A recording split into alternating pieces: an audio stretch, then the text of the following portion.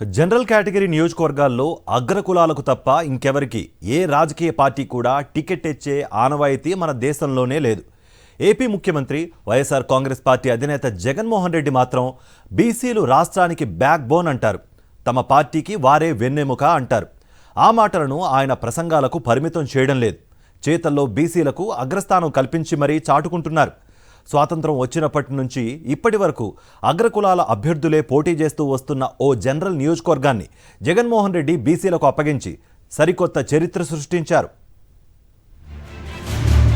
ఉమ్మడి గుంటూరు జిల్లాకు చెందిన నరసరావుపేట లోక్సభ స్థానానికి స్వాతంత్ర్యం వచ్చింది లగాయితో ఇప్పటి వరకు 15 సార్లు ఎన్నికలు జరిగాయి. ఈ ఎన్నికలన్నింటిలోనూ అన్ని రాజకీయ పార్టీలు అగ్రకులాలకే టికెట్లు కట్టబెట్టాయి. అందులో ఎందరో అతిరథ మహారథులు కూడా ఉన్నారు. అగ్రకులాలకు కంచుకోటగా ఉన్న నరసరావుపేటలో నిజానికి బీసీల జనాభా ఎక్కువే. నియోజకవర్గంలో 40కి పైగా బీసీ ఉపకులాల వారు ఉన్నారు. అయినా ఏ రాజకీయ పార్టీ కూడా ఈ నియోజకవర్గంలో బీసీలకు టికెట్ ఇవ్వలేదు. మొట్టమొదటిసారి జగన్మోహన్ రెడ్డి ఈ నియోజకవర్గాన్ని బీసీలకు కట్టబెట్టారు. నెల్లూరు జిల్లాలో ఎమ్మెల్యేగా ఉన్న అనిల్ కుమార్ యాదవ్ను ఏకంగా ఎంపీ స్థానానికి ఖరారు చేశారు జగన్మోహన్ రెడ్డి. దీంతో అనిల్ కుమార్ యాదవ్ ఆనందం ఆశ్చర్యం కలగలిపిన భావాలతో నరసరావుపేటలో అడుగుపెట్టారు. అక్కడ భారీ సంఖ్యలో ఆయనకు ఘన స్వాగతం లభించడంతో ఆయన ఆనందం రెట్టింపయింది. ఎమ్మెల్యేగానే కొనసాగాలనుకున్న అనిల్ కు ప్రమోషన్ ఇవ్వాలని జగన్ భావించారు. జగన్ ఏం ఆదేశిస్తే తాను దాన్ని పాటిస్తానని అనిల్ అంటున్నారు.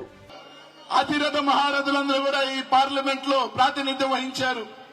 కాసు బ్రహ్మానంద రెడ్డి గారి దగ్గర నుంచి, రోసయ్య దగ్గర నుంచి, నేదురుమల్లి జనార్దన్ రెడ్డి గారి దగ్గర నుంచి, కాసు కృష్ణారెడ్డి దగ్గర నుంచి, మా జిల్లా పెద్దాయన రాజమోహన్ రెడ్డి గారి దగ్గర నుంచి నిజంగా నేను ఏ జన్మలో పుణ్యం చేసుకోంటే జగన్మోహన్ రెడ్డి గారు వెంట నడవ పట్టే నేను ఈ పార్లమెంట్ గా మళ్ళీ పోటీ చేసే నెల్లూరు నుంచి పోటీ చేసే అవకాశం నాకు భగవంతుడు ఇచ్చాడని చెప్పి మీ అందరికీ కూడా తెలియజేస్తా ఉన్నా.